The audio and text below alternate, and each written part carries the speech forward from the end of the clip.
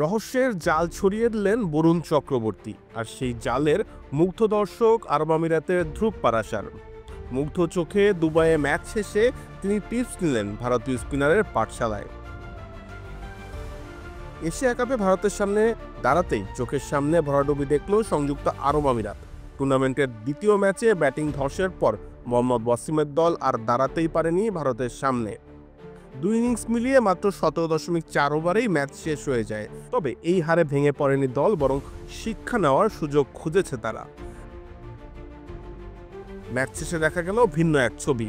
ভারতের রহস্যময় স্পিনার বরুণ চক্রবর্তী মাঠেই ছোট্ট একটা মাস্টার ক্লাস নিলেন আরব আমিরাতের তরুণ অলরাউন্ডার ধ্রুব পারাশারকে নিয়ে।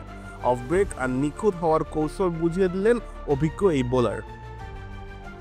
রুচি চানাচুর অরিজিনাল মিক্স, চানাচুরের আসল স্বাদ। ধ্রুবের জন্য মাঠে রাতটা অবশ্য ভীষণ খারাপই কাটলো। ব্যাট হাতে মাত্র 7 বলে 1 রান করে শিবম দুবের বলে এলবিডব্লিউ হয়ে ফিরে যান। বল হাতে 1 ওভারে দিলেন 17 রান। অভিষেক শর্মার ব্যাটে নাস্তানাবুদ হলেন। যদিও বরুণের ছোট্ট এই সেশন 21 বছর বয়সী ধ্রুব নিশ্চয়ই মনে রাখবেন আজীবন। প্রথম ম্যাচে ধাক্কা খেলেও আরব আমিরাত এখন সামনের দিকে তাকাচ্ছে। 15 সেপ্টেম্বর তাদের প্রতিপক্ষ সমমানের দল ওমানের বিপক্ষে। অন্যদিকে ভারত হাই ভোল্টেজ লড়াইয়ের প্রস্তুতি নিচ্ছে। 17 সেপ্টেম্বর মুখোমুখি হবে চিরপ্রতিদ্বন্দ্বী পাকিস্তানের বিপক্ষে।